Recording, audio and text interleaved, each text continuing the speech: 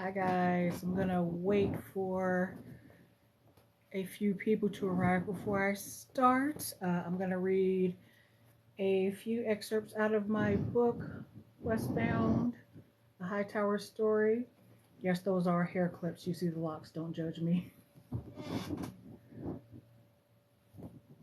I'm not wholly familiar with all of the functions on the live, so it may be a bit of a bumpy ride in places.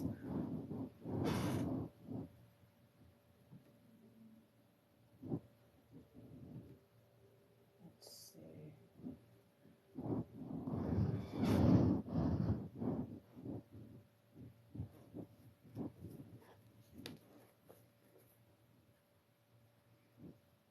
Um, I'm not sure I want to go live together with anyone. So the book is available on Amazon Kindle as well as in paperback on Amazon. If you are unfamiliar with the Hightowers, I have two books in the series. So the Hightowers are one of West Philadelphia's most influential families. They run Hightower Realty. Generally, they do business in a way that benefits everyone involved, but occasionally the family runs into an obstacle, let's say, that needs to be removed, or maybe two or three obstacles, depending on the story. While the High Towers prefer to not shed blood, sometimes it becomes necessary. So that's kind of a general idea of what's going on with them.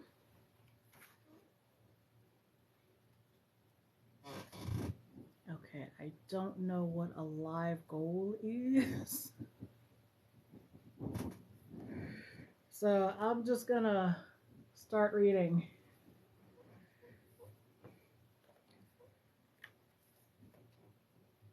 Okay. Yeah, it looked like Raheem Cherry was putting hits out on his former crew from jail. We think he put hits out on Meech and Latanya. Looks like Franklin Smith's funeral is Monday morning, said Sarah. She'd put her cards down and was scrolling through obituaries on her phone. From what Anna and said, Raheem paid Carlos in advance, but a hitman can't help but double check his work. A couple of us need to head to that funeral and see if we spot this Carlos. It can't be Daquan or Mama since he's seen them before, but maybe two or three of us can go. Judy and I are out. If Meech and Latanya are there, they might recognize us or see my car, said Juney. I can go. Maybe I'll drag your mother with me, Sarah said, elbowing Daquan.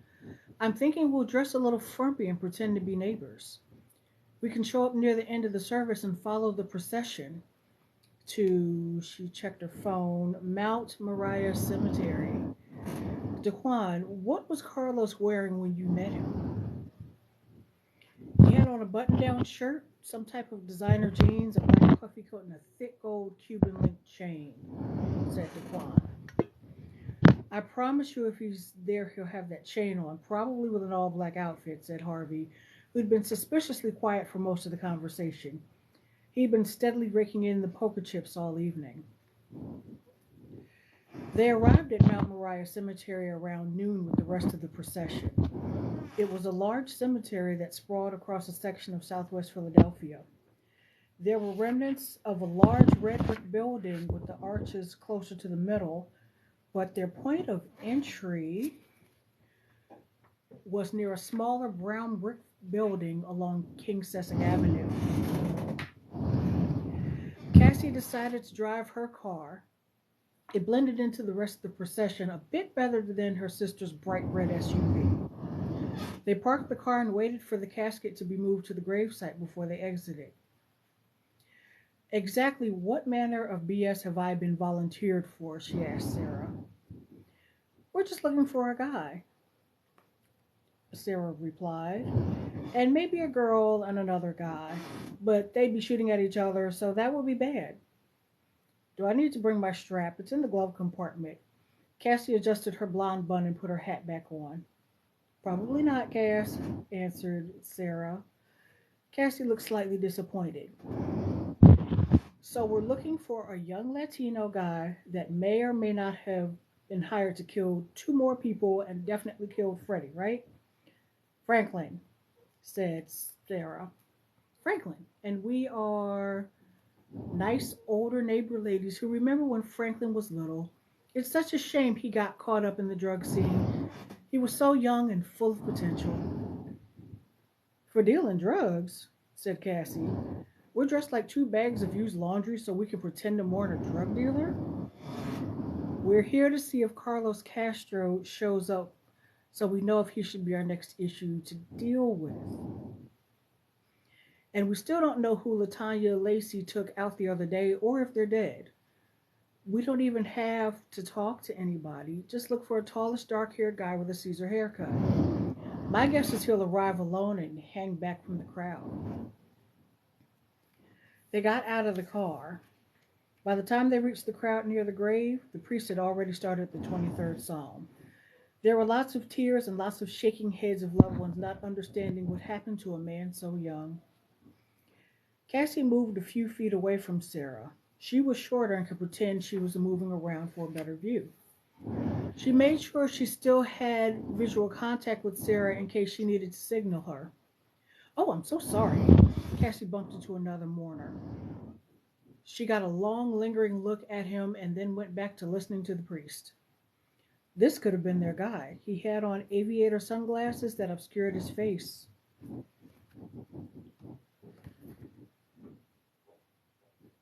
But the haircut and height seemed about right. Cassie straightened her sunglasses from the bridge. Sarah now knew to pay rapt attention. Cassie was standing right next to their mark. Maybe. They assumed he'd be wearing all black, but were pretty certain he'd have on a heavy gold chain. Cassie noticeably adjusted her scarf. Darn it, Sarah thought. He's got on a coat so I can't see. And I think this guy might be too old. She saw a little gray in this guy's temples. Sarah then placed a finger at her temple and lightly ran her fingers across her throat. Well, this is not the guy, Cassie reckoned. Apparently, the family had decided not to watch the casket be lowered. The mourners were quickly dispersing. Cassie and Sarah had one more chance to scan the crowd without being conspicuous. They were walking slowly towards Cassie's car when Sarah spotted one more person of interest out of the corner of his eye, and he was zipping his pants and emerging from behind a large tree. It seems their person of interest decided to go relieve himself during the graveside service. Talk about getting too comfortable. Yuck, thought Cassie and Sarah simultaneously. He was about 5'10" with dark hair and the proper haircut. He had on all black like most of the other mourners. He was wearing a black double-breasted pea coat that was partially unbuttoned. Sarah could see the sunlight reflect off his gold chain. Based on Daquan's description, this man was Carlos Castro. Meech and Latanya had sense enough to stay away from Franklin's funeral. As soon as they'd driven far enough away from the cemetery, Sarah called Juney. We found your guy. Okay, so how do I look at stats on this thing?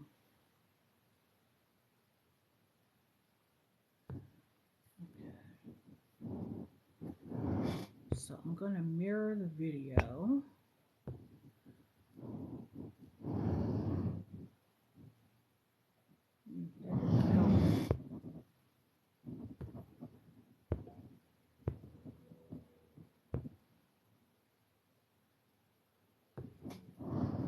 Okay, got it.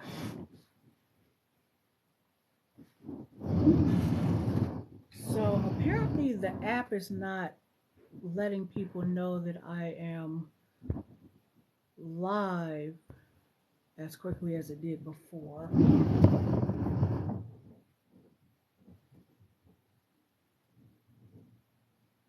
There we go. So I'm watching this from another account, trying to learn how to do this.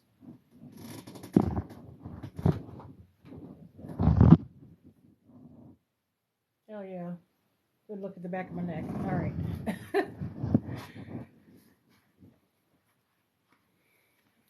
So I do have a couple of other excerpts for you guys.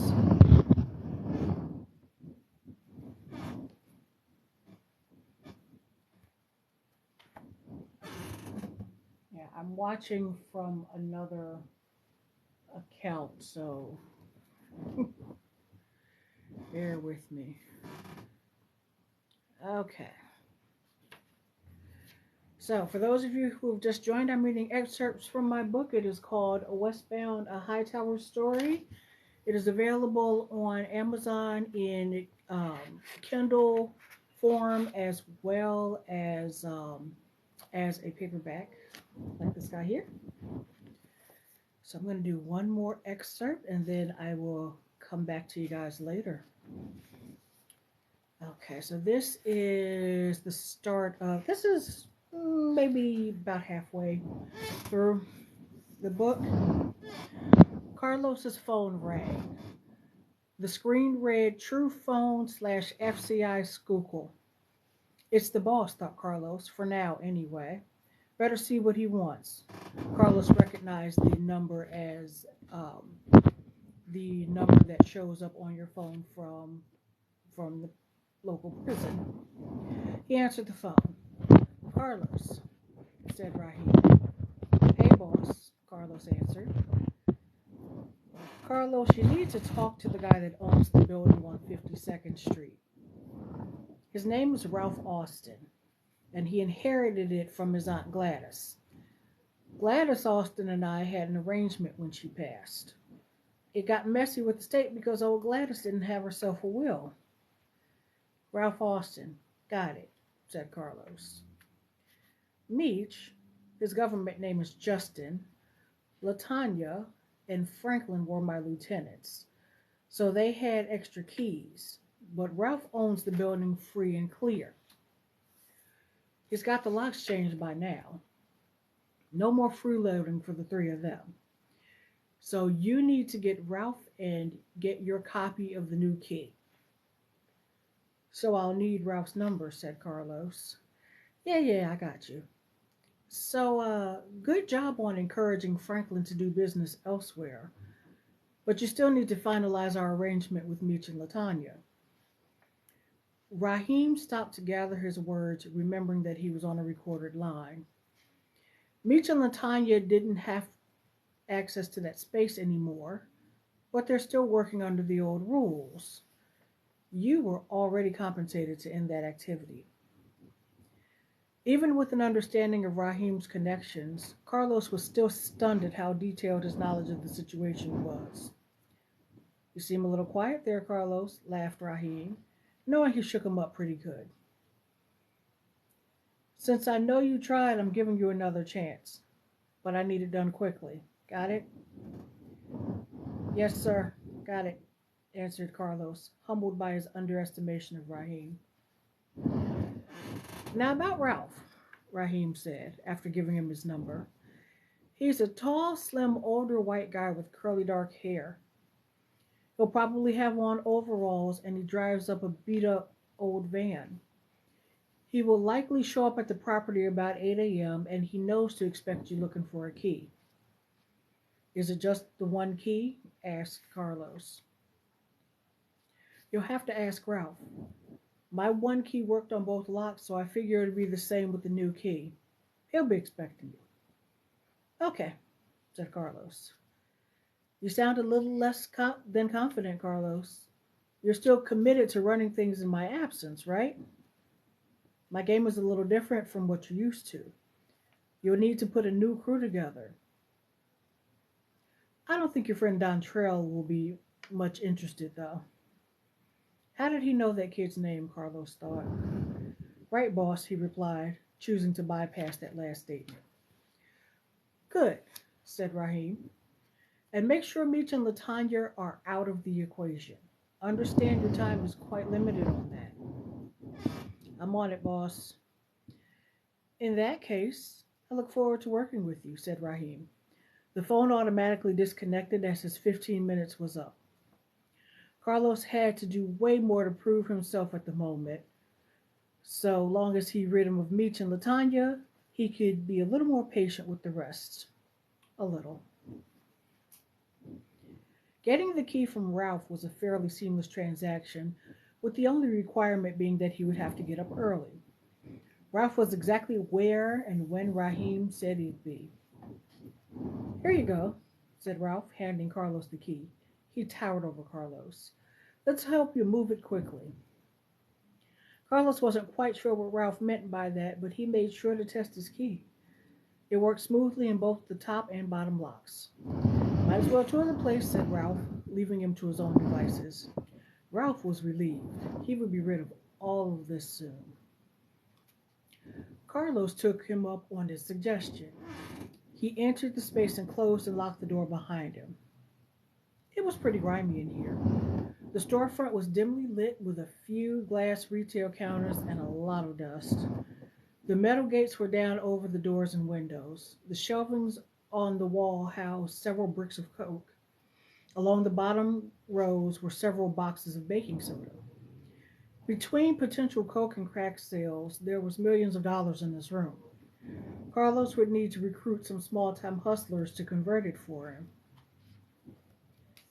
At the bottom of the glass case, there were about 20 large mason jars full of good quality bud. On the dusty floor, there were two sets of footprints besides his own, leading back and forth to the front door and off to the side, where he thought there might have been a bathroom. Hi guys, for those of you just joining me, I am author Lorrayne Johnson, and I am reading excerpts from Westbound, a Hightower story. It's available on Amazon, on Kindle, Kindle Unlimited, and in paperback. And if you've read the book already, please leave me a review on Amazon. Much appreciated. Looks like Raheem kept the menu pretty limited, thought Carlos. Coke, crack, weed. He could do this. Probably. Raheem kept quite the workshop here. On the countertops were several scales and a few cases of small plastic bags. There were some other tools that Carlos thought were for measuring, but he wasn't sure. He'd only ever sold the occasional weed. There were a couple of other doors that Carlos needed to check out, a holdover from searching for vantage points for easy kills.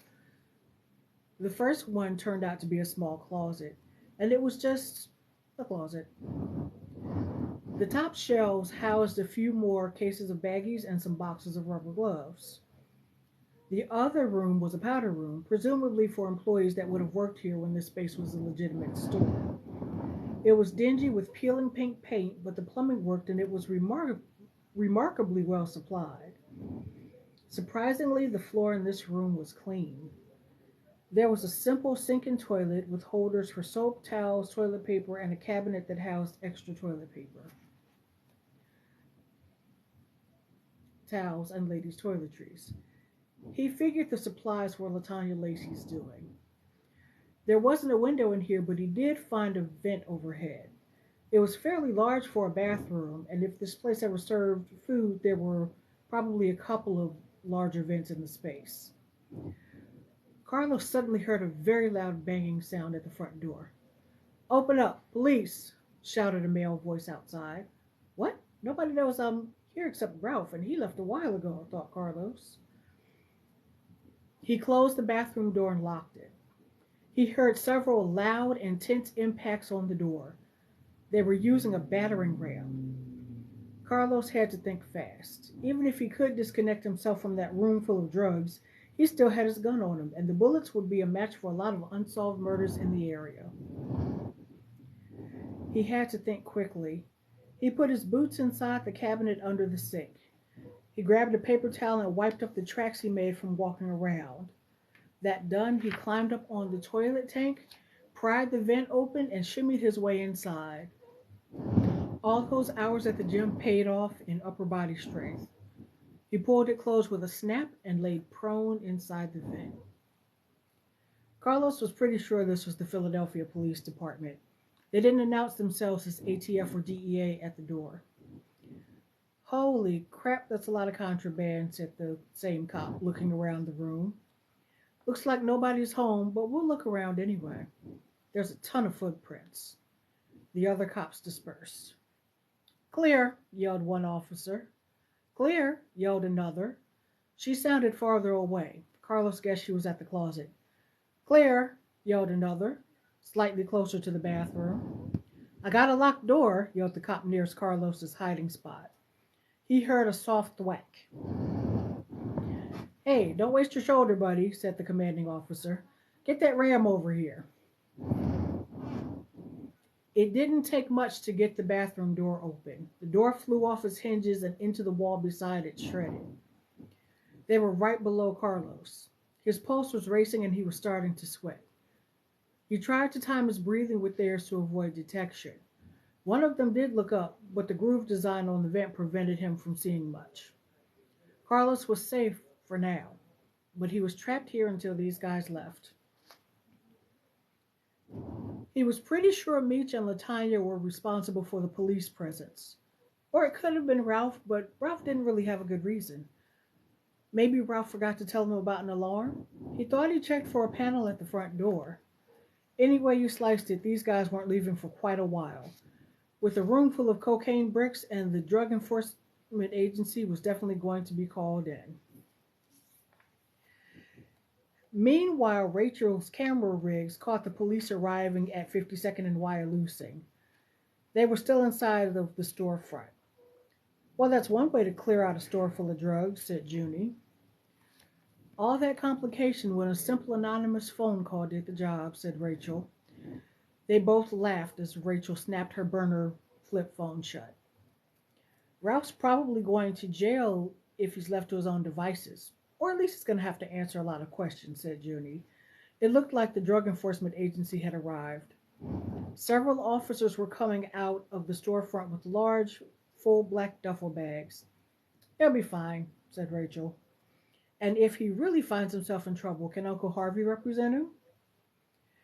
He's probably a little too close to Hightower Realty, but I'm sure he can make a stellar referral, replied Judy. I wonder where our guy Carlos is. I saw him go in, but I never saw him come out. He's got to be under arrest by now, said Juney. Carlos waited them out.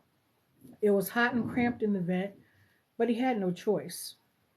Once he heard the last agent leave, he waited another 30 minutes and then came down from the vent. His descent wasn't quite as graceful as his entry, but he managed to get down without his socks sliding around too much on the porcelain. He got his boots back on and surveyed the storefront. Much to his horror, the cops had emptied the entire space. Not even a jar of bud was left behind. Crap, he thought, running his hands through his hair. In a few short hours, Raheem's enterprise, years upon years of hustling, was ruined. So I am going to end it there, guys. Thank you for sticking with me while I read a couple of excerpts. I hope you enjoy the book. Again, it is called Westbound to Hightower Story by Lorrayne Johnson. And I will see you later.